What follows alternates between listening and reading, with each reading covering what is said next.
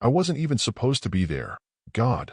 I know how that sounds, like I'm trying to dodge responsibility or whatever, but it's true. I wasn't selected. I wasn't invited. I wasn't even on the roster.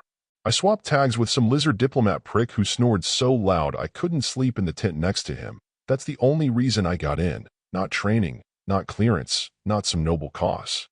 Just spite and a fake ID badge I printed on a broken food printer and laminated with melted ration wrap. That was, what? 3 months ago? 4? Time gets weird when the sky keeps changing colors and gravity tries to fold your spine every other day. They called it Trial World 131, the Crucible, a death planet made by committee, which is exactly as awful as it sounds. Some genius at the League of Civilized Species thought it'd be a good idea to create a controlled evolutionary stress environment, where every ascending species could prove they were strong enough to be called civilized. Spoiler, we weren't invited. Too emotional, too unstable, too human. So yeah, I went in anyway, just to prove something. I don't even know what. Now, that we're not weak? That we belong? That we're not the joke the rest of the galaxy thinks we are? Now I'm the only one left. I didn't mean for that to happen. I'm not saying it like some badass war hero. This isn't a flex. This is God. I don't know what this is. I guess I just need to say it out loud somewhere, or type it out, whatever. Because they're all dead.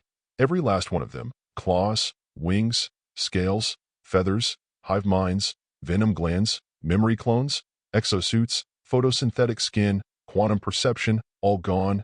And I'm still here, duct tape boots and all, breathing through a melted filter mask and eating fungus I prayed wasn't sentient. They had tech and upgrades and engineered survival genomes. I had a poncho, a trauma pack, and the kind of childhood that makes therapists twitch, and I don't think I'm okay. Like, not just in the wow that was traumatic way. I mean, I keep waking up and forgetting I'm not supposed to be fighting anymore. I boil water out of habit, even when the water isn't toxic anymore. I caught myself talking to a skull the other day, not like, in a joking way, like really talking, like it was going to answer. I called it Jim. There was no Jim, not even a species with a name close to that. I don't know how many people actually monitor these feeds. I don't even know if this post is going to get scraped by some auto-moderator or flagged as unstable content. I had to piggyback this connection off a maintenance node from the evac site. Maybe I just wanted someone, anyone, to hear it before it gets deleted or archived or burned, because I think the planet picked me. No. Wait, that sounds insane. I know how that sounds. Forget I said that. I just meant, I noticed some stuff, weird stuff, toward the end. The storm stopped hitting me. The wildlife started avoiding me. The temperature adjusted around me. I don't know. I could be wrong. Maybe I finally broke. Maybe it was just coincidence. Or maybe the Crucible saw what I did and decided that's what survives. And if that's true, if the planet chose me, then what does that make me? Because I remember the last one who died. He looked right at me before the vines took him. He was trying to say something, I think, or maybe he was just staring. Maybe he knew. Maybe he saw it in me. And I just stood there. God, I stood there and didn't move. I can still hear him snoring.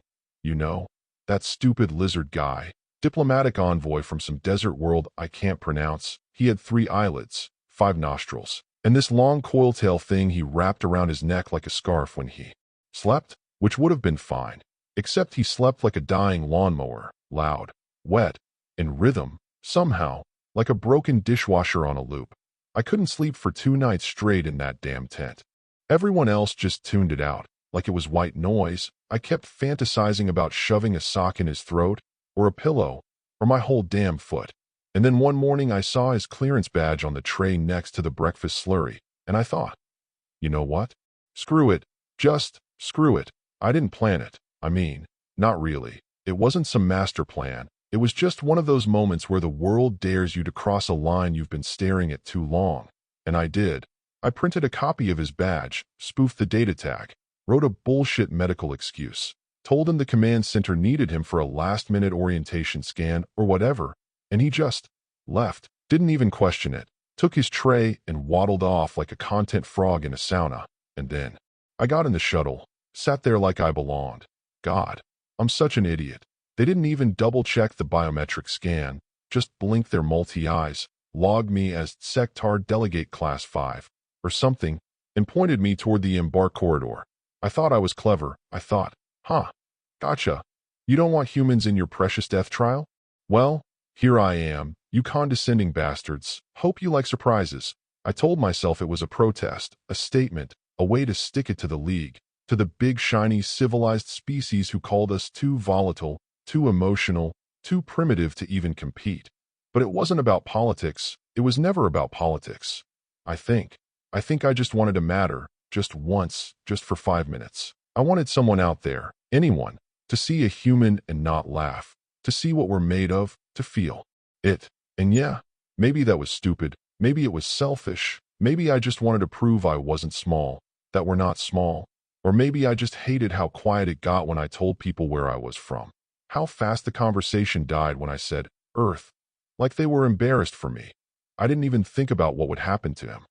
The real delegate, the snoring frog lizard, he probably got suspended, maybe reassigned, maybe worse, I don't know. I should have cared. I should have thought about that. But I didn't.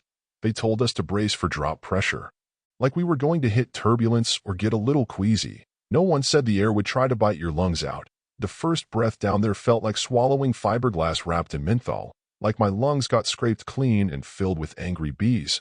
I coughed so hard I thought I'd black out before the ramp even finished lowering. Welcome to Trial World 131, where the sky is a mood ring and the dirt smells like metal and piss. And it was beautiful.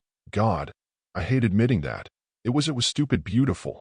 The clouds were violet, swirling in slow motion like someone spilled oil across the sky. There were trees, or something tree-adjacent, that glowed faint blue in the shadows and made this soft, humming sound when the wind hit them right, like chimes in a hurricane.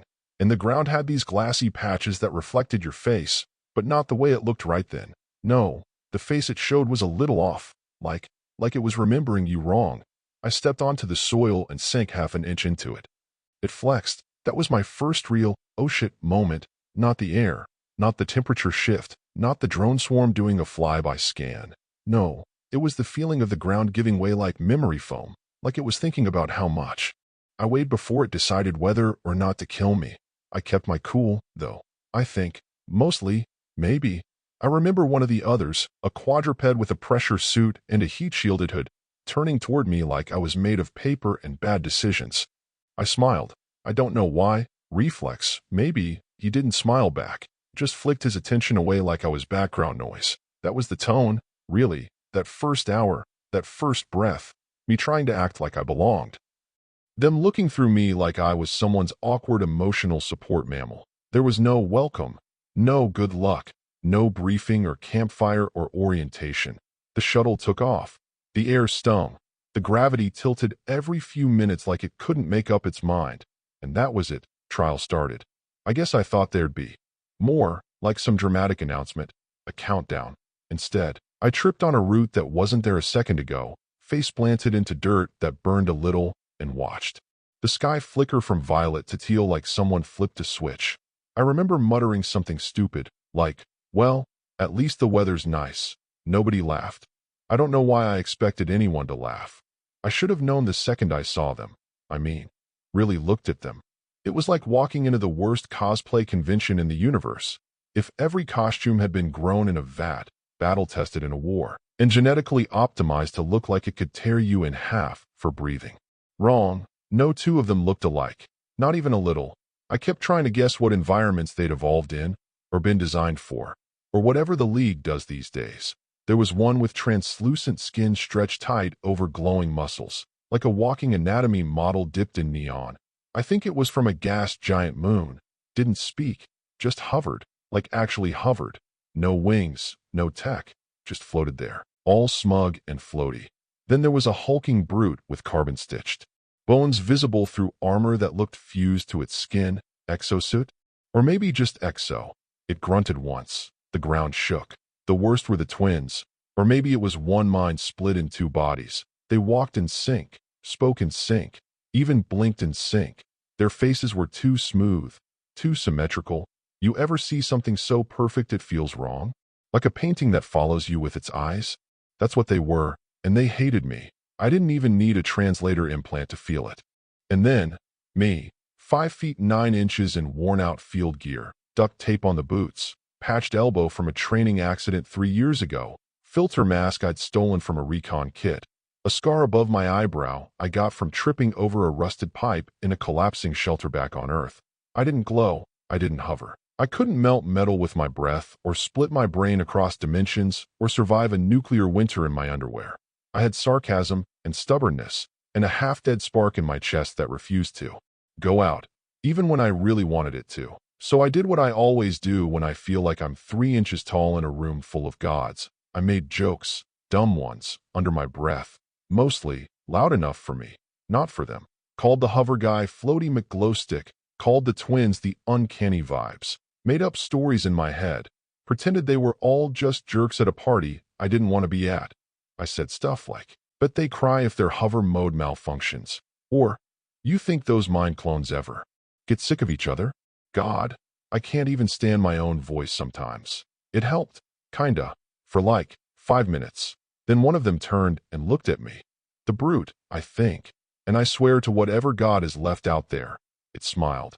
Not a friendly smile, not a pity smile. The kind of smile predators make when the rabbit wanders into the den.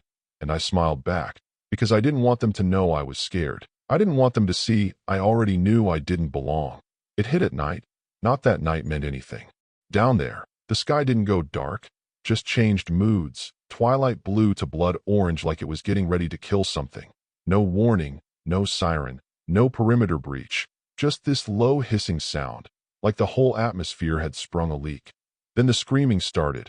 At first I thought it was the twins. They'd been bickering through ThoughtLink earlier, so I figured maybe one of them finally snapped. But no, it was the insectoid one. The tall one with the layered exosuit that looked like a walking obsidian statue. They didn't scream like you or me. They shrieked through their carapace, like wind whistling through shattered glass. I didn't know what was happening, I just remember the smell. Like hot metal and vinegar and burnt rubber, all jammed up my nose at once. Something wet sizzled nearby. I thought someone spilled rations. It wasn't rations. The acid came sideways, not rain, mist, airborne and clingy, like it wanted to soak into anything warm-blooded. The exosuit cracked in real time. I watched it, panels hissing, joints seizing up, seams bubbling like overcooked stew, and the alien inside. I didn't even know their name. They were trying to scream, trying to get out. But their own damn armor folded in on them. A pressure seal or something malfunctioned. I remember thinking, they're drowning. And their own body, I didn't move, not right away, just stood there in my patched-up gear, boots held together with tape and hope, blinking through my scratched filter mask like an idiot. Everyone else scattered.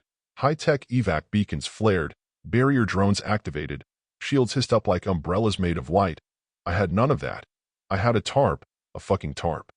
So I did what we did back home when the acid rain came down after refinery fires. I wrapped myself like a sad burrito, found the lowest point in the terrain, and waded it out under a slab of shattered shuttle wing. I remember biting the inside of my cheek so hard I tasted blood, not out of fear, just to keep myself awake, focused, present. The storm lasted 12 minutes. That's it, 12 minutes. By the end, 2 of them were gone, one melted from the inside. The other tried to outrun the storm and tripped. No one helped him up. I made it out with scorched gloves and one boot half fused to my foot. Duct tape peeled off like wet skin. It hurt. Everything hurt. But I was alive, and I patched it. Burned the infection, kept moving. That's the rule, right? Patch it. Burn it. Keep moving. It's what we did back on Earth, when the earthquakes cracked the roads, when the ration trucks got hijacked, when you found a body in the alley and nobody blinked. You patch what you can, burn what you can't, and you move on. The others didn't get it. They kept trying to fix the world. I already knew you couldn't. The world doesn't get fixed. You survive it, or you don't. The thing is, none of it felt that new. The acid storms, the food shortages, the way you could smell when someone wasn't going to make it another night. That didn't come as a shock to me. I didn't adapt. I remembered. Trial World 131 was supposed to be the League's big test, right? Push every species to its breaking point. See who could endure the worst of it. But for me, it just felt like Detroit. Not the glossy corporate Detroit from old history reels. Not the urban revival phase they tried pushing on travel feeds. I mean post-collapse. After the second blackout wave, when the grid went down and didn't come back up, when I was 12, we lost power for 3 months straight. The food depots got looted in 2 days. Water pressure dropped to a trickle and came out brown. The old folks stayed inside and waited for something to change. It didn't. The ones who left early had the best odds. The rest of us just learned. I used to crack open dead car batteries and scrape out the dry acid with a screwdriver, mix it with foil strips, jump it with a stolen solar starter. That's how we made fire. We weren't cavemen. We were just forgotten.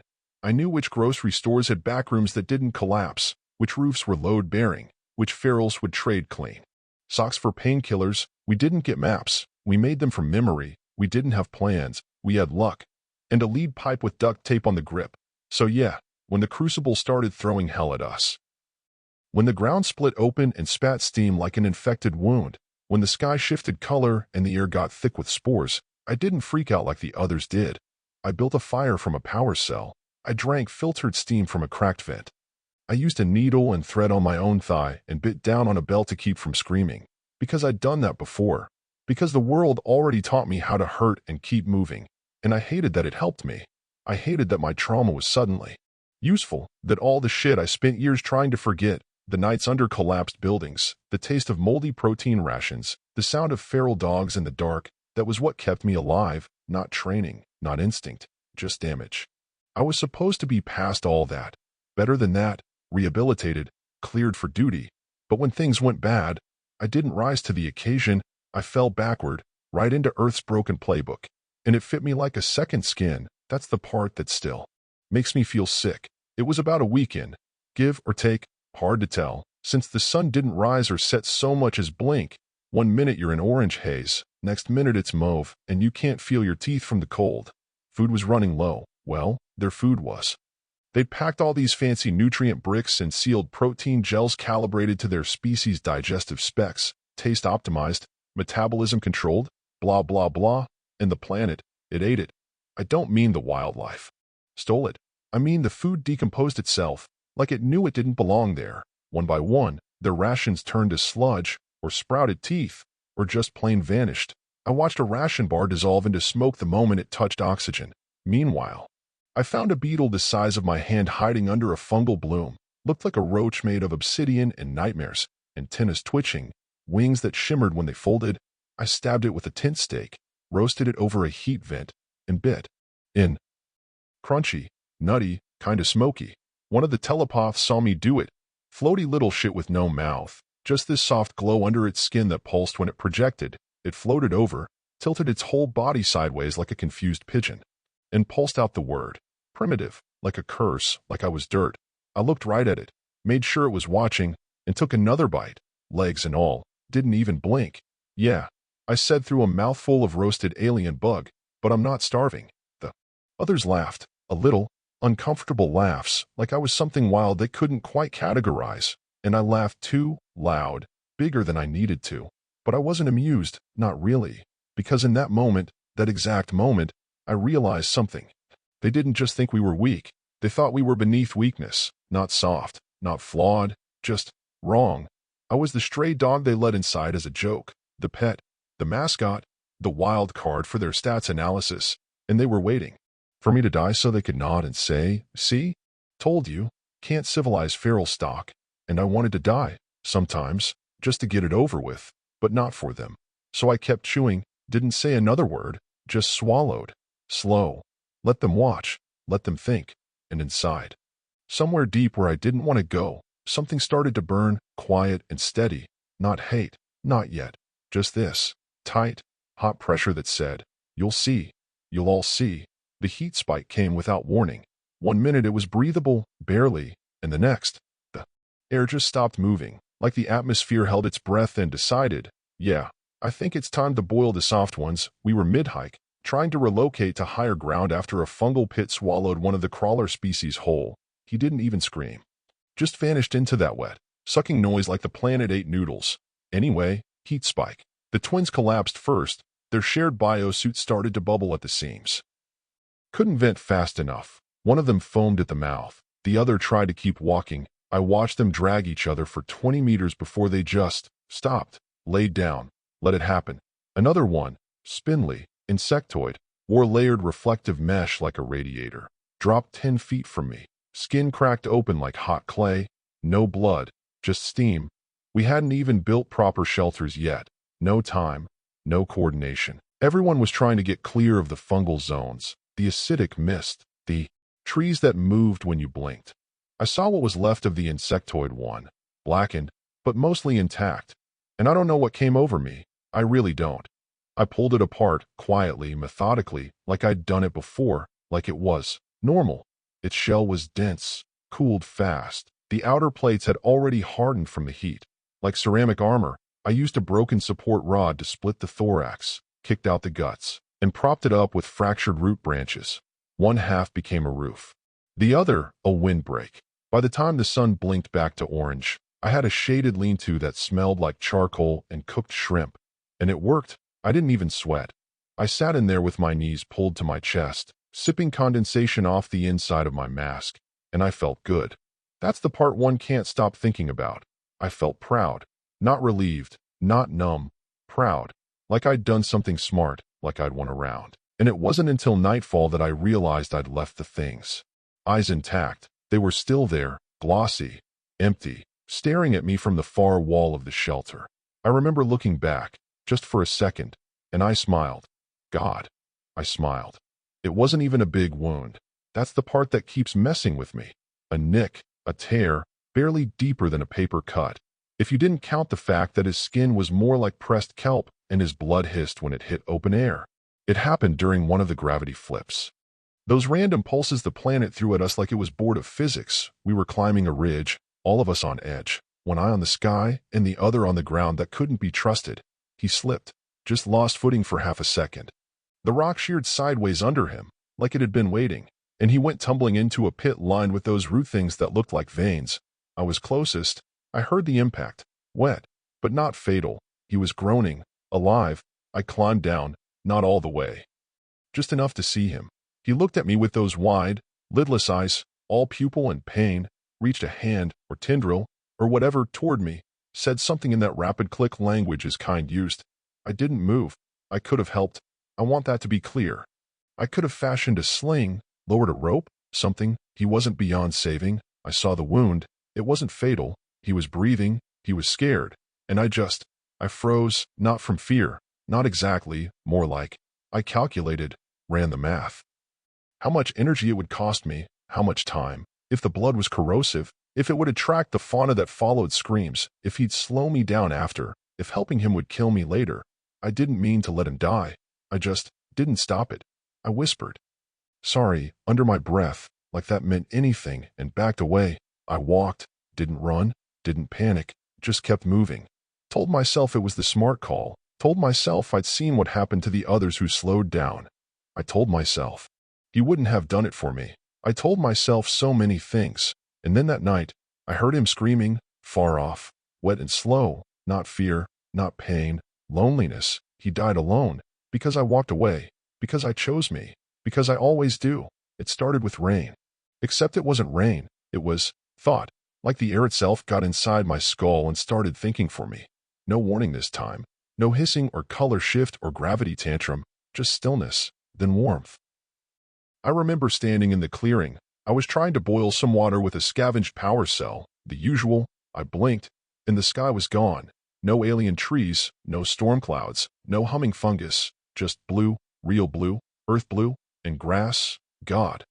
I forgot how grass felt. I always thought people who said that were full of it. But no. I remember now, it wasn't just soft. It was forgiving, like it was happy to hold you up. And my mom was there. She was younger than I remembered, sitting on the porch in her ratty, don't talk to me before coffee shirt, sipping from that chipped mug with the duck on it, the one she refused to throw out even when the handle broke. She looked at me and smiled, not some weird psychic projection smile, not a trick, not haunted or hollow, just her, and I ran to her, didn't think, didn't question it. I dropped everything and sprinted across the grass like I was 5 again, and the world wasn't on fire.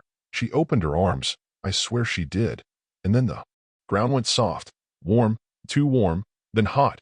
The grass melted, like wax, the porch flickered, then snapped out of existence like a dying bulb. And my mom, she didn't scream, she just looked disappointed. And I looked down and realized my boots were gone and I was ankle deep in liquid rock. Lava. The psychic storm had projected the whole thing, earth, her, the grass, the cup, all of it, wrapped around my brain like a hallucination with teeth. It wanted to see what I'd chase, what I'd follow. Into death, and I followed her, no hesitation. I clawed backward, tore skin off my palms getting out, blistered both feet through the soles. The heat cracked my lips so bad I couldn't speak for hours. That night I sat under a burned-out root cluster with my head between my knees, shaking so hard I bit through my tongue. Because it wasn't just a trick. It knew. It knew who she was. It knew what I missed. It knew what I'd give up everything to see again. I think it didn't want to kill me that day. I think it just wanted to watch me try. It happened 2 days after the storm that wasn't a storm. If time even means anything here, my feet were still wrecked, could barely walk. I kept them wrapped in filter cloth soaked in fungus sap that might have been antiseptic or might have been battery acid. At that point, I didn't care. I wasn't sleeping, not really, just closing my eyes and flinching at shadows behind my eyelids. Every time I blinked, I saw her. My mom, that disappointed look. Anyway, the thing came at dusk, again. Not that dusk means shit. The sky just tilted color and suddenly it was night, again. Like someone flicked a dimmer switch in the sky and forgot the off position. It was fast. Like, really fast. 6 legs, armored spine, gaping jaw with teeth that looked like shattered glass and moved like they were thinking. I don't know what species it belonged to. Maybe the League bred them just for this place. Or maybe it was the planet. I don't know. I stopped asking. All I know is it got the hover guy first. Didn't even scream. Just a puff of light, a crack, and then silence. We ran. Of course we ran. Everyone scattered like spilled parts, no coordination, no shouts, no plan. But I saw something the others didn't. One of the gravity wells, shimmering ahead like heat haze trapped in a puddle. I'd seen one warp a boulder into paste a few days before. And I remembered something my brother once said back on Earth when we were kids, watching ants fall into a toilet bowl. You don't have to fight it. You just have to lead it somewhere worse. So I ran straight at it. The well, not the predator. At the well, made noise, kicked up dirt, waved my arms like bait with a death wish. It chased me. Claws scraping. Ground curling up behind it like it was dragging reality with it. And at the last second, I jumped, tucked, and rolled. It didn't. I heard it scream. And then I heard it stretch. You ever hear something get pulled apart by gravity? It's not loud. It's wet. Like spaghetti being slurped through a straw and folded inside itself. It was over in seconds. When I stood up, they were all staring at me. Not impressed, not grateful, not mocking. Just staring, like I was something else now. Something they didn't recognize. And I grinned. I actually grinned like some smug asshole in a bad war movie. Tossed a rock into the remains just to hear the echo wobble. Said something stupid. Can't even remember what. Probably thought it made me look cool, tough, useful. But they didn't laugh. They didn't even nod. They started keeping their distance. Didn't sit near me. Didn't look at me too long. I was still one of the group, technically, but I wasn't with them anymore. I was just the thing that killed the bigger thing. And I started to realize they didn't stop mocking me because I earned their respect. They stopped because they thought I might do the same to them. And maybe I would have. I honestly don't know. I used to be like, you, God, that sounds so fucking dramatic. Like I'm auditioning for some broody anti-hero monologue, but it's what keeps echoing in my head, louder than the blood in my ears, louder than the storms this planet keeps spitting up, just that one line. I used to be like you, and now I don't know what I am. There was this girl, shit, what was her name? Maya? No, Maya, just Maya, no last name, or maybe she had one, but she'd stopped using it by then, said it was burned with the fence. I didn't ask. You don't ask those kinds of questions in refugee camps. Not when the air still smells like scorched ozone and people flinch when the wind shifts. She was maybe 12, maybe 10. You couldn't really tell with kids back then. They were all too skinny, teeth too sharp, eyes too old. I met her in the northern zone, outside the green line. Border war? Not. The first, not the last. I just finished a contract run. Escorting a convoy that got hit halfway through. Everyone thought I was dead. I kinda did too. But I crawled out of the wreckage and found myself at a fence with a hole in it, and a bunch of wide-eyed survivors blinking at me like I'd crawled out of hell itself. Maya had this habit of tugging her sleeve when she lied. Right wrist. Always. Said she wasn't hungry. Tug. Said she had family. Tug. Said she didn't cry when her brother burned. Tug. She followed me around like a shadow for 3 days. Wouldn't talk at first. Just stared. Then on day 4, she tapped my arm and asked, "How do you make a fire from a dead truck?" And I showed her. how to siphon fuel with a plastic bag and some tubing, how to spark it using stripped wires and a lithium cell, how to find oxygen leaks and feed the flames without blowing your face off. She learned fast, too fast. It scared me a little. She was smiling by the end of it. Said I was the first adult who didn't look at her like glass. You treat me like a rat, she said, like someone who knows how to chew through walls. I laughed, like that was a compliment. And now here I am. Years later, different planet, different sky, but the same smell of burning things and the same feeling of being watched by something that only respects damage. And I keep wondering, if Maya saw me now, what I've done, what I didn't do, the bones I sleep beside and the blood I've stopped wiping off, would she still think I treated her like a rat? Or would she see what I've become and run? I think about her every time I light a fire now, every time I spark heat from garbage and rot and call it survival. I don't even know if she's alive. But sometimes I think I'm not either. And I wonder who died first. I wasn't trying to be a good person. Let's just get that out of the way. It wasn't mercy. It wasn't redemption. I wasn't seeking connection or whatever poetic bullshit they'll probably write about me after all this. I was trying to stay warm. That's it. Night on 131 doesn't go cold. It goes hollow. The kind of empty that gets inside your bones and whispers things you've been trying not to hear. You feel it in your teeth, in your spine, like the air itself is watching you remember. I found them under a collapsed ridge, half their wing shredded, the other frozen stiff. Blood, or whatever passed for blood in their species, had crusted along the feathers like rust. They hissed when I got close, tried to claw at me with one mangled foot. Didn't get far. I could have left them. I probably should have. Every instinct screamed, don't carry dead weight. You learn that quick in places like this. Earth, here, doesn't matter. You stop for someone who's already dying. It just means you die slower. But they looked at me, not like the others, not like I was a problem or a freak or some hairless abomination that might snap at any second. They looked at me like they were already dead, like I was just something passing through the wreckage. So I dragged them back to my camp, if you could call it that, a bone wall, half a tarp, charred soil. I stoked the fire with some cracked fungus roots I'd dug up earlier, sat across from them, didn't speak, didn't look, but they did. Turns out their vocal cords weren't made for speaking my kind of language, but they had a translator seed grafted near their throat. Voice came out like gravel poured through a flute, shaky, blurred, kinda, tired. They said, you smell like ash. I laughed. It came out broken. Yeah, I said, that's the cologne of champions. We didn't talk much, but we shared the heat, the silence at some point. I tossed them half a protein strip. They took it like it might bite them, nibbled like a bird. Later, they told me they'd lost 2 clutchmates, one to spores, one to something worse they wouldn't name. Their feathers had blackened after the second, said it was a morning thing, said their people don't cry, they just molt. I told them about my brother. Not the death, just the truck, the ants, the line he said that stuck in my head, about leading things into worse places. They said, that's a predator's lesson. I didn't argue. That night, we didn't sleep, just sat there, back to fire, facing the dark like it might ask us questions. I don't know when it happened, but at some point I stopped flinching when they shifted. They stopped hissing when I moved. It wasn't a truce, not really. It wasn't even survival, not in the way the League talks about it as some noble, clean thing. It was just 2 creatures who didn't want to be alone in the end. And I remember thinking, maybe I could do this. Maybe I could make it out without turning into something I couldn't recognize. Maybe if I had someone else at the fire, I wouldn't fall all the way in. Maybe.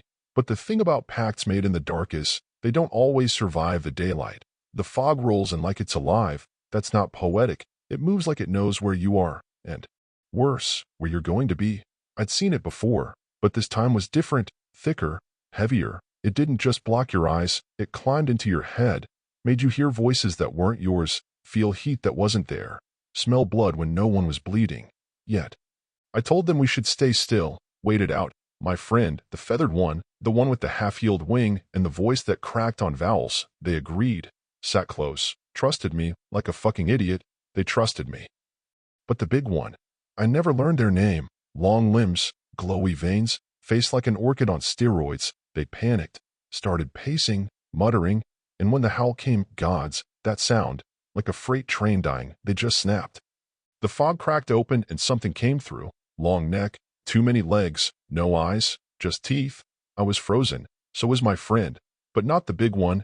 Oh no, They moved, grabbed the avian, just grabbed them like a sack of trash, and threw them at the thing. Like bait, like a toy, like kindling, and it worked. The beast turned, screeched, launched. I remember feathers, real ones, burnt ones, blood slick and snapping in the wind, and I remember sound, not a scream, something smaller, softer. Like they'd already accepted it. I didn't move, not right away. I think that's the worst part. I could have jumped in, fought, distracted, something, but I just stood there, watching, letting the horror unfold like a movie I wasn't part of. When it was over, the fog thinned, the beast vanished. The big one looked at me, eyes all wide and wet like they expected me to understand, like I'd thank them for surviving. I didn't speak, just turned and walked back to camp. Found the knife I'd sharpened from a heat-warped hull plate, sat there cleaning it for a long time, hands steady, mind not so much. That night, the big one didn't sleep. Neither did I. They kept glancing over, nervous, twitchy, like they knew what was coming. And I told myself, as I watched the blade catch firelight, I told myself, this isn't murder, this is balance. It's what the fog wants, it's what the trial rewards. You don't throw friends to monsters and get to walk away, not on my planet. But I wasn't thinking like that, not really. I just didn't want to eat alone again. Fire on 131 doesn't behave like fire on Earth. It hunts, it doesn't just burn, it seeks. Oxygen's different here. Or maybe the chemicals in the soil do something weird to the air. But when it ignites, when the wind shifts, it doesn't spread like a wave. It lurches like a predator that smells fear. I saw the first flare from the ridge, bright orange bloom. The sky went copper, then red, then wrong. I should have run. Instead, I stayed and watched. The betrayer, the one who tossed my friend to that thing in the fog, was scrambling up a slope maybe 50 yards off. I don't even know what he was doing there. Scouting? Scavenging? Hiding from me? Maybe he thought the trial would protect him if he stayed quiet enough. It didn't. The fire came quick. That slope was a chimney. He slipped, caught his leg in a crevice, couldn't get free, and I was standing there, watching him thrash, screaming in that awful, wet-barked language of his, the kind that sounds like a dog choking on gravel. I had water, I had rope, I had time. I could have. No, I didn't. I stood there. I remember the exact thought that hit me, word for word. Good, now you get to see what it's like to be thrown to something. And I didn't even blink when the flames took him. His screams were short. Fire on 131 doesn't let you linger. His body was gone before the smoke even reached me. Nothing but the stink left behind. I went back to my shelter after, ate half a beetle and stared into the bone wall for hours. Didn't feel good. Didn't feel bad. Didn't feel anything. And that's what scared me. Not that I let him die, but that a part of me, some small, cold part, liked it. Like I was finally in sync with the planet. Like the trial had stopped being a test and started being natural. Like maybe I didn't just survive the rules. Maybe I started to believe them. God, I wish I'd at least flinched. You think this is bad? No, really, you think this is bad? I remember when they called us fragile, said our biology was chaotic, our emotional systems erratic, our social structures volatile. They studied our wars and our crime rates and our dumbass media and decided we weren't ready for the League. Wasn't stable enough, wasn't clean enough, wasn't evolved enough. Meanwhile, I've seen lakes catch fire and stay burning for weeks. I've walked through downtown Detroit in '76 when the blackout riots were in full swing and people were skinning rats over trash can fires while drones zipped overhead announcing curfews in 6 different languages, none of them calm. You ever siphon gas out of a flipped police cruiser while a 12-year-old covers you with a nail gun and a plastic bag over her shoes, 'cause she doesn't want to get blood on them? You ever cook synthetic meat over a flare stick while the sky rains acid and your dad says, "Don't swallow yet, let the foam settle," like that's just normal dinner advice? We had storms that tore cities in half, not just buildings, but people, families, whole histories. We had weeks where the air quality could strip the lining of your lungs in a day, and we still went to work because rent didn't pause for smog. And when it wasn't weather, it was each other. Chemical riots, border crackdowns, water wars, people selling clean blood plasma like it was Bitcoin. You think that teaches you how to survive? No, it doesn't. It teaches you how to endure, and there's a difference. I think that's why I made it longer than the rest. I wasn't trying to beat the planet. I wasn't trying to win. I just knew how to keep breathing while everything fell apart around me. But here's the kicker. Here's the part one never say out loud. None of that was noble. None of it was brave or wise or admirable. It just means I broke earlier than everyone else. They died fighting. I survived remembering, and I don't know. Which is worse, it was the wind that told me first, not a howl, not a scream, just quiet, too quiet, wrong quiet. There was always some noise on 131, something creaking, chirping, growling, hissing, breathing too close to your neck. But that morning, nothing, like the planet was holding its breath. I knew. I don't know how. I just did. I followed the scorch path, saw blackened grass, split stone, blood the color of sunset spilled in arcs that didn't make sense, and feathers, charred, cracked, twisted at angles no wing should bend. They weren't whole, not even close. Bits of cloth still clinging to what used to be a shoulder, a clawed hand curled like it was still holding on to something. Maybe hope, maybe me. I stared at it. I crouched down, right there, next to what was left of the only thing on that goddamn planet that didn't look at me like I was a ticking bomb. I reached out, touched a scrap of that sky blue fabric they used to wear like it meant something. And I felt nothing. No punch in the gut, no scream, no tears, just this dull, heavy silence in my chest. Like the lights were still on, but the whole building had been condemned. I sat there for a long time, maybe hours. Maybe 10 minutes, I don't know. I cleaned my blade. I adjusted the straps on my boots. I ate half a beetle and chewed it too long. Like everything was normal. Like it was just Tuesday. And the worst part? I didn't even think to bury them. Not at first. I didn't cry. I didn't rage. I didn't whisper goodbye or curse the sky or promise revenge or even whisper their name. I just stood up, walked away, like I was leaving a campsite behind. Like they were part of the terrain now.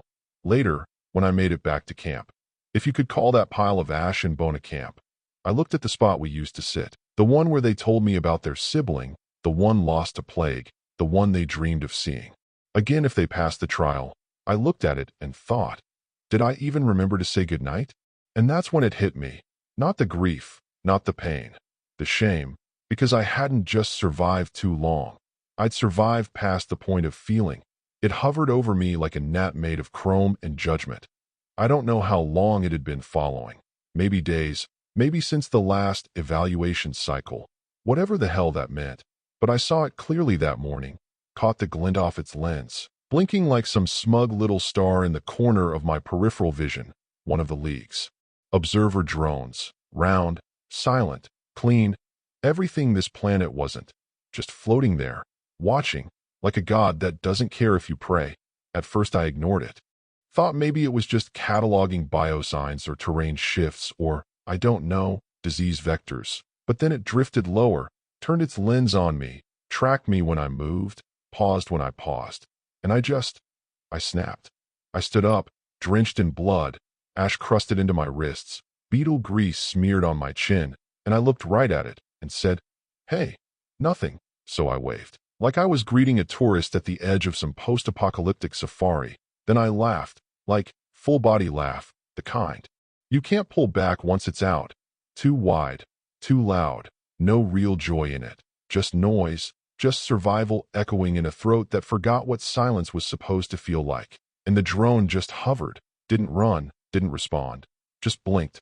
God, I wonder who was watching on the other end. Some League administrator in a clean suit sipping nutrient broth while I'm peeling skin off a tree creature to patch my boots. Or maybe no one was watching. Maybe it was all automated. Maybe I was waving at no one and pretending it mattered. Still, I kept waving every time I saw it, like we were old friends, like I was starring in the worst documentary ever made. Some nights I'd even monologue to it, like it was my confessional camera. Day 40 whatever, I'd mutter, still alive, still disgusting, still too human to die properly. I think. I know. There's a part of me that started playing it up, started surviving not just to survive, but to be seen, like if I was just brutal enough, clever enough, entertaining enough, they'd have to admit they were wrong about us, about me. And I hate that I needed their eyes on me. I hate that I looked into that cold metal lens and felt vindicated every time it blinked. But what I hate more is that the camera was the last thing that made me feel real. Even now, I can't stop wondering, was I surviving? Or performing survival for the ones who threw us away? It started small, subtle. The storms didn't hit my camp anymore. I'd hear them tearing up the horizon, acid lightning cracking trees in half, tectonic thunder that made the sky bleed green. But they'd curve around me.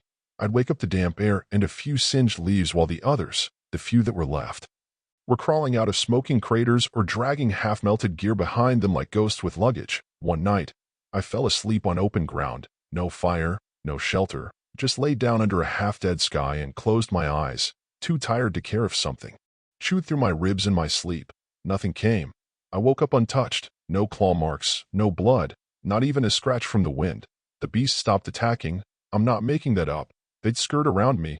I watched a pack of silicate razors, walking obsidian nightmares, barrel into a group of survivors, rip them apart like wrapping paper, and then just walk right past me, like I wasn't meat, like I wasn't there. I remember standing there, breath caught in my throat, too still to even blink, and thinking, did they smell fear? Or did they smell something worse? I tested it, started leaving bits of food out near my camp. Nothing touched it, built a fire with no perimeter defenses. No one came, no thing came. One night, I whispered out loud, do you like me?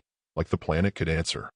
And I swear to whatever gods got nuked back in 2101, the wind shifted. Soft, like breath, like, yes, it should have comforted me. It didn't, because I remembered what this planet was for. It wasn't some nature reserve or spiritual test or warrior-proving ground.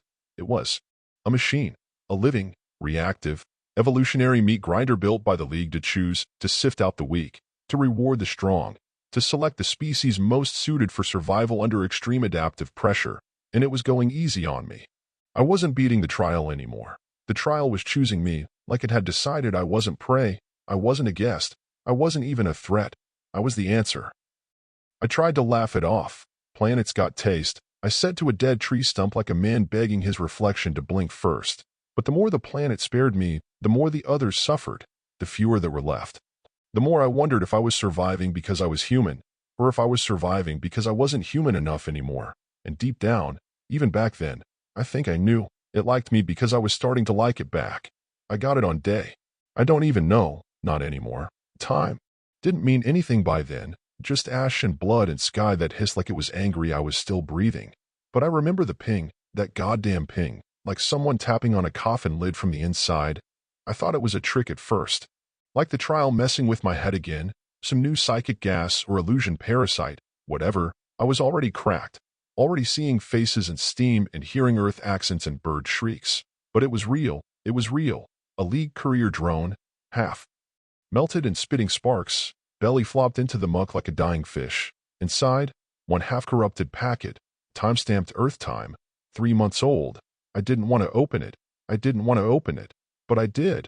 It was her, Sarah. Her hair was longer. She always said she'd grow it out if she ever felt safe again. Guess she did. I don't know if that made it better or worse. She looked happy.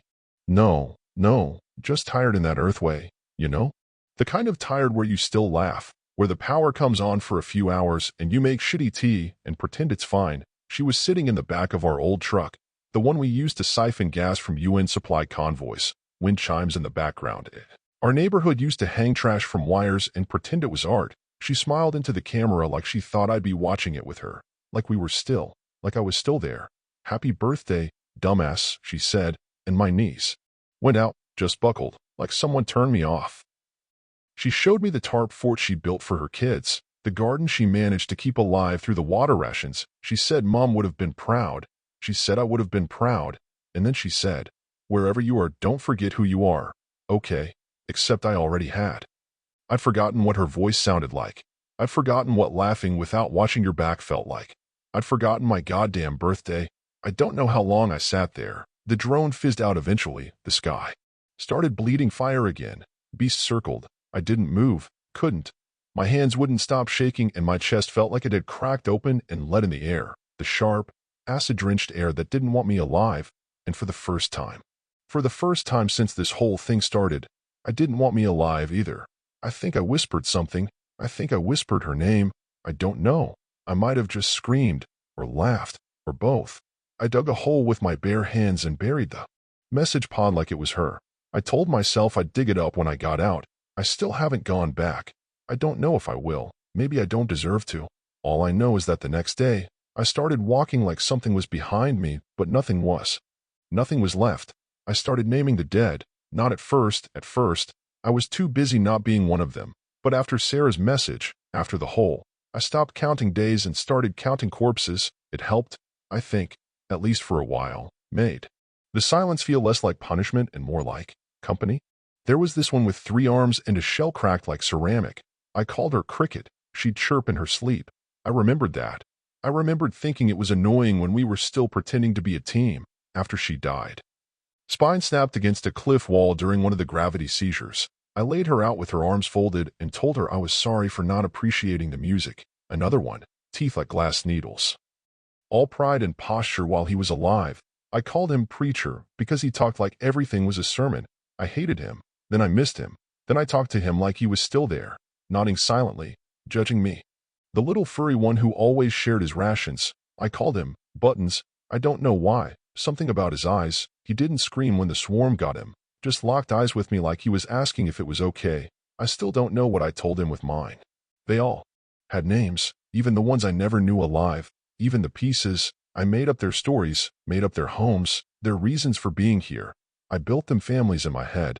I gave them jobs, favorite foods, songs they would have sung if they had mouths. I built a village of ghosts, and every night, I'd check on them, tuck them in, whisper updates, talk about how I was doing, like any of it mattered. Sometimes I laughed. Sometimes I heard them laugh back. I think that was the turning point.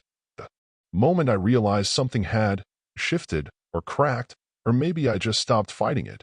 Because one night I heard footsteps, and I didn't reach for my knife. I said, "That you, Buttons," like it was the most normal thing in the world. It wasn't him.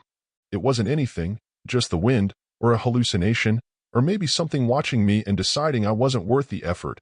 I don't know. But I sat there for hours after, whispering into the dark, telling the dead it was okay, telling them they didn't have to be alone, that I'd stay with them, that I'd remember, that I wouldn't leave them behind. And then I realized I already had. I was the only one still walking, and I was forgetting what it meant to be real. I should have died first. No, really. That's not false modesty or some poetic metaphor bullshit. I mean it in the most literal, statistical, cosmic joke sense possible. I should have been the first one to go. Day one? I nearly choked to death on the air. Didn't realize the mask needed to be pressurized, not just slapped on like I was suiting up for a costume party. I was wheezing on my knees, eyes leaking, lungs folding inward like wet paper, and some six-eyed mantis thing had to jab me with a stabilizer. I puked on his foot. He never talked to me again. Died 3 days later in an ice fissure. Day 2? I got stung by a translucent flying. I don't even know. It looked like a jellyfish made of teeth. My arm swelled up like a balloon animal. I couldn't move it. Sat in the mud shaking like a dog during a thunderstorm. I honestly thought that was it.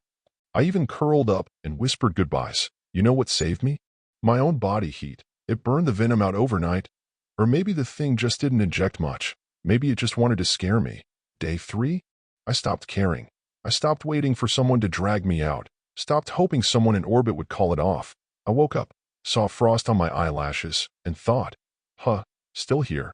And that felt like a mistake. Because they were better than me, stronger, smarter, more evolved. Some of them could shift their own biology. One could regenerate an entire limb overnight. And the telepath? Gods, she saw me, really saw me, and still smiled. But none of them are here. I am. And it's not because I earned it. It's not because I trained harder or wanted it more or unlocked some secret human grit bullshit the stories love to glamorize. I didn't dig deep and find a noble reason to survive. I just didn't stop. Even when I wanted to. Even when I should have. Even when every nerve in my body screamed that this was the end. And sometimes I think maybe it was. Maybe the real me did. Die out there. Somewhere around day 3. Somewhere in the frost or the mud. Or that long stretch of night where I stared up at stars that didn't recognize me. And whatever kept going. That thing didn't deserve to be first, or last, or anything. It just didn't know how to stop. The last one didn't die from the storms, didn't drown in acid or get eaten alive or boiled in a sunburst or crushed by falling sky junk like the rest. He died running from me. I keep trying to twist it, frame it like maybe it was mutual. Maybe we were both just scared and twitchy and desperate. Maybe he was seeing things. Maybe I looked like something else in the smoke. Maybe. But no, he looked right at me. Through me. It was one of the dog-faced ones. Pack species. Always traveled in threes. By the end, he was alone. And when he saw me coming through the fog, dragging my scavenged blade, and wearing half a dead thing as armor, he screamed, not in fear, not like prey, like recognition. He ran, tripped over something, a root, maybe, or his own broken leg, I don't know, and when I caught up to him, he just started crying, like an animal, yeah, but not the way you'd expect. It was grief. He wasn't scared for himself, he was just done. He said it in his language, barked it, low and guttural, but I'd learned enough scraps by then to catch the shape of it. Monster. Not the monster, a monster. Just one of many, one of us. And I stood there. I didn't strike, didn't help. Either, just stood there listening to the wet, rattling sounds of someone too tired to beg and too proud to make me feel better about it. It took hours for him to die. I didn't leave, not out of mercy. I don't know. Maybe I thought if I stayed, it meant I hadn't become it. That monsters don't sit vigil, that monsters don't bury the bodies. Except I didn't bury him. I used his coat. It was warm, and I needed it more. God. They were right. They were all right. I thought it would be quiet. I thought, when it ended, when the screaming and weather and tearing things apart with my hand stopped, I thought there'd be some kind of hush. But no. The sky lit up like a stadium. That same hovering drone, the one that watched us like a vulture, blinked red, blue, green like a child's toy. And the air spoke, not to me, around me. The trial has selected its dominant profile. Humanity accepted, accepted, accepted, accepted. It echoed. It burned itself into the rocks, the wind, the carcasses that hadn't even cooled yet. There wasn't a cheer, no applause, no rescue ship descending on a beam of light, just that line, like I was a product, and the machine said, yeah, that one's functional, add it to the list. I didn't even understand it, at first, not really. I just stood there. Mouth dry, blood drying in the corners of my fingernails, thinking that's it? That's the end? That's what winning sounds like. Except it wasn't winning, it wasn't surviving, it was being chosen. I don't know how long the AI had been studying me. Maybe the whole time, maybe since the beginning, before the beginning, but the way it said it, not like I passed, like I was a sample. A favorable mutation, like the planet had been tasting us through me, chewing on our species like gum, and finally decided we were worth digesting. Dominant profile, that means, what? The blueprint? The standard? The template for how others should survive? I wasn't the best, I was just the most compatible. I wasn't a survivor, I was a mirror, and when I looked at what I was reflecting, I couldn't breathe. That was the moment, not the storms, not the deaths, not even the ones I let happen. That was the moment I knew. I didn't beat the trial, I became it. I laughed. God, I laughed, like an idiot, like a man who finally gets the punchline, except it's not funny, it's a knife. I was still standing there, right where the voice left me, blood. On my boots, somebody's bone shard poking out the side of my satchel. My lip split from where I bit it running uphill in the smoke. My own sweat turning gray with the ash of the burned ones, and I started laughing. At first it was a choke. Like I couldn't clear my throat, but then it cracked open, and it crawled out of me. Big stupid gasping gulps like the world's worst comedy show was playing just behind my eyes, and I was the only audience member left alive. Because of course that's what it meant. Of course this was the reward, not a medal, not redemption. Not a way home, just me. Chosen as the gold star representation of our species' potential for planetary-grade savagery. That's what they saw. That's what they liked. That's what they accepted. And I kept laughing because what the hell else was I supposed to do? Cry? Scream? Fall on my knees and pray to a god that stopped picking up Earth's calls around 2089? I remember grabbing a stick. No, a bone. I think it was a femur, or something like it, and waving it at the sky like a scepter, like I was king of nothing, lord of the remains. I said something like, is this what you wanted? Or, come on, take me. I'm done. Or maybe I just screamed until it sounded like words. I don't know. I laughed so hard I threw up. I laughed until I couldn't breathe. And then I laughed in the silence between heartbeats. And when the laugh finally broke, when my body couldn't do it anymore, when my face hurt and my throat was raw and my stomach had clenched around air and bile and regret, there was nothing left, just a soundless kind of dead. And the worst part? I still think it was meant to be funny. I walked out alone, no parade, no applause. No shining damn beacon in the sky welcoming me back to civilization with open arms and warm soup and clean clothes and a gentle pat on the head for being such a brave little survivor. Just me, crunching over what was left. The smoke clinging to the horizon like it didn't want to let go. The planet so quiet I started to think I'd gone deaf. Or maybe it was just done with me. Like even the ecosystem didn't want to look anymore. I kept expecting something, a drone to descend and tell me trial complete.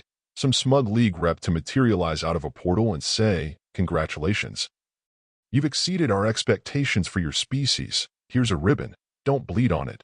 But there was nothing, no ceremony, no surviving witnesses, no proof that any of it even mattered. The evac beacon was blinking like a dying star, just up the ridge. One of the dropships they leave hovering, in case somebody makes it out, and I walked toward it like I was dreaming. One step, then another, my legs moving because I didn't tell them not to. I didn't look back. I couldn't. Because if I turned around, I knew I'd see them, all of them, the ones I named, the ones I let die, the ones who feared me more than the planet. I'd see feathers scorched to charcoal, blood pooled like ink over the cracked soil. I'd see that one bastard's eyes as the firestorm caught him. I'd see my friend's empty space by the fire, the makeshift grave I didn't even dig deep enough. I didn't deserve to see them again, so I just walked. And you know what's worse than dying on a death world? Walking off it knowing you lived and it meant nothing. No one waiting for me when the hatch opened, no League brass, no newsfeed, no translators or med teams or cheerful protocol bots. Just the hiss of the airlock and the stale breath of recycled atmosphere and the vague hum of tech that didn't care who I was or what I'd done. I stood in the middle of that cold, clean, lifeless bay for a long time. I don't know how long, maybe an hour, maybe 5 minutes, just standing there. Covered in soot, teeth chattering from nerves, not cold. My hands still twitching like they expected to be holding a weapon. My eyes stinging like they'd forgotten how to blink. No one came. No one asked. I sat down against the wall, still haven't gotten back up. Maybe I won't. I walked out of hell, but I didn't bring anything back with me. Not even myself. The screen flickered to life on its own. Or maybe I hit something. Maybe I leaned wrong. Maybe I just breathed. And there it was. Earth. Not real Earth, obviously. Just a clip. Of God. It was a tourism ad. I remember those. Soft transitions. Smiling faces. Golden light everywhere like somebody dipped the whole planet in warm syrup. Voiceover purring like a drug. Come back home. We're rebuilding. We never stopped believing in the future. And there were trees, not the twisted spike thorns from Trial World, not the petrified bonewood or acid palms, just actual, dumb, green-leaf trees, and water, sparkling, moving water that didn't hiss when it touched your skin, people dancing barefoot in grass, kids running, dogs. I watched the whole thing and didn't blink, didn't breathe, didn't cry. It didn't feel like something I'd lost. It felt fake, like a memory of a memory. 2 layers removed, or a lie someone told me when I was a kid and I just decided to believe it because the alternative was too sharp. They showed a family laughing in a kitchen, and I swear I did have a kitchen once, and a sister who made grilled cheese with a fusion torch, and a mom who, no, I didn't, or maybe I did, but she's dead, but she was alive in the dream, but dreams lie. I used to know who I was the stowaway, the fraud, the idiot with duct tape and beetles and spite. I was the last one standing. I was the monster in the fog. I was the planet's favorite. I was a survivor.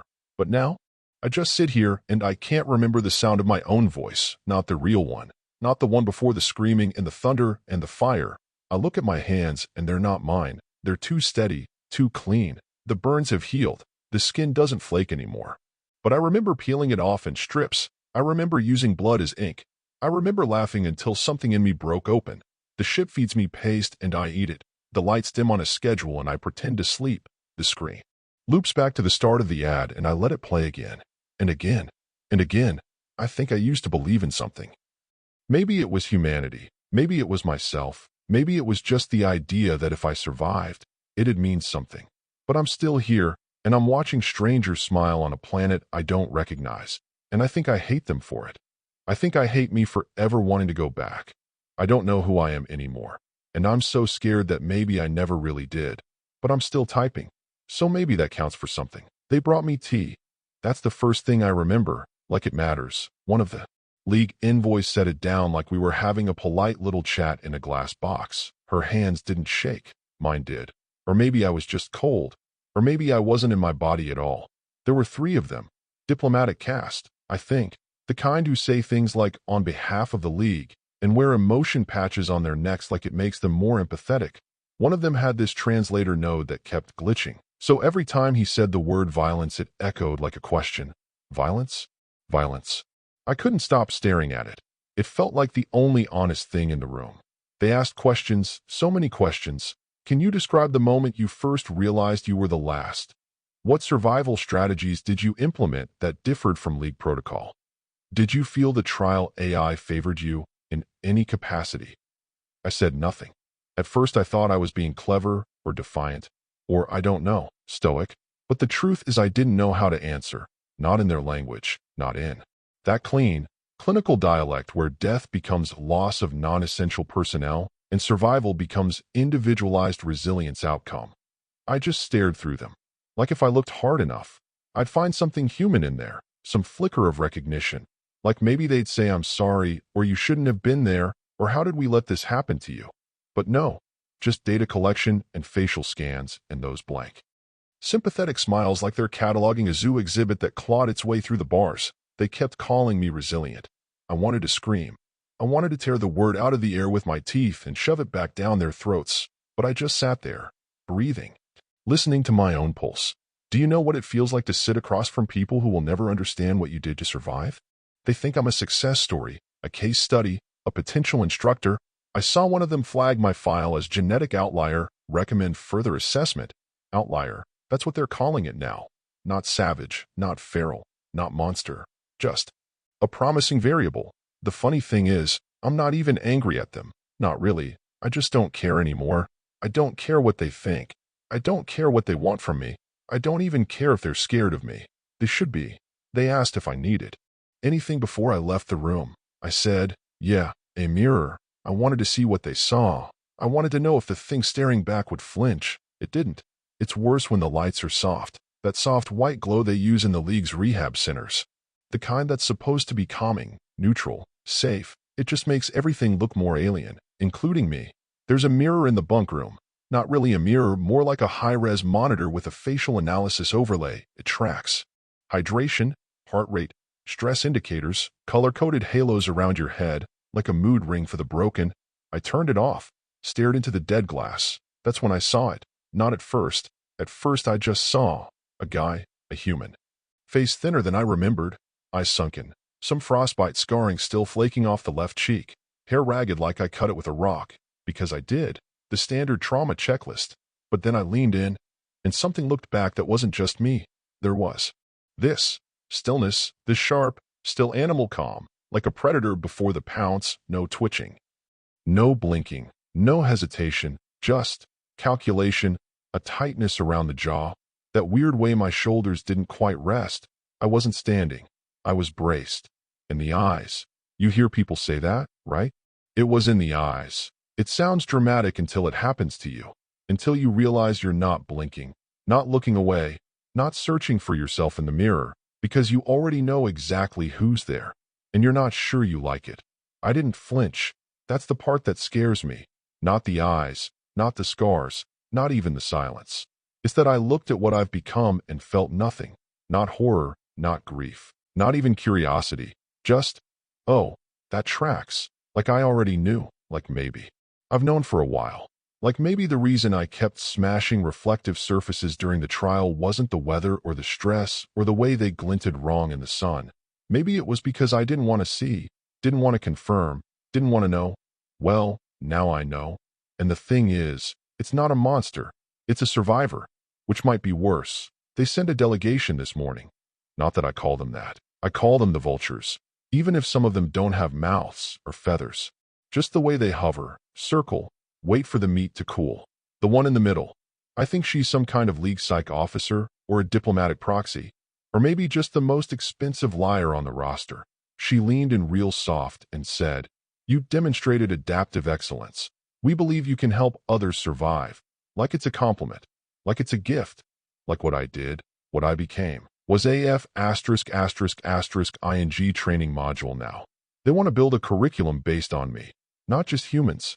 Not just Earthbloods. No, they want to use me as a baseline across species to prepare candidates for extreme trials of environmental and social adversity. Their words, not mine. I just stared at them until the short one started vibrating. Help them succeed. They said no. That's what I should have said, what I meant to say, what I wanted to scream. Instead, I laughed. I laughed, that same goddamn laugh from the ash fields, the one that split my throat open and left something leaking I never got back. And then I stopped, just blinked, like a glitch, and nodded. I nodded, like a good little apex. I don't even know why. Maybe because saying no would have made it real, final, human, and I don't know if I get to be that anymore. Maybe because part of me wants to watch them all break, wants to see what happens when they realize this isn't about strength or adaptability or winning. It's about what you lose. I should have burned the whole thing down, locked the door behind me, swallowed the key, and bled it out in the dirt, but I didn't. Now I'm the blueprint, the lesson plan, the goddamn monster in the manual, and they're all so excited, so hopeful, so fragile, they don't even realize I'm just training them to die slower. I shouldn't be posting this. This isn't sanctioned. I had to rip through 3 layers of League security and a data wall coded in some tongue I don't even think as verbs. Took me longer than I want to admit. Hands kept shaking, kept seeing her, my sister, blinking in that video like she was real again, like she was waiting for me to answer, and all I had to offer was fire and rot. They'll trace this eventually, or maybe they'll pretend they didn't see it. Sweep it under the same rug they keep all the other ghosts under, the ones with teeth. This isn't a report. This isn't a story. This isn't a lesson or a cry for help or even revenge. I don't think I want anything from you. I don't think I can want anything anymore. Maybe I'm still bleeding somewhere I can't reach. Maybe I'm just tired. I've told you everything I could remember and some things I probably invented just to fill the holes. Memory's a funny thing. It rots like meat if you don't freeze it. And I never had the luxury of cold. Sometimes I think about the ones who died early, the ones who didn't have to turn into me. I envy them. I curse them. I talk to them at night when it's quiet enough to hear my bones hum. I keep checking the door. I keep expecting a knock, a gun, a medal, a bullet, a job offer, something, but it's just me in this screen and this knot in my chest that never loosens. Maybe this isn't for you. Maybe it's just for me. Maybe I need someone, anyone, to know I was still human when it started.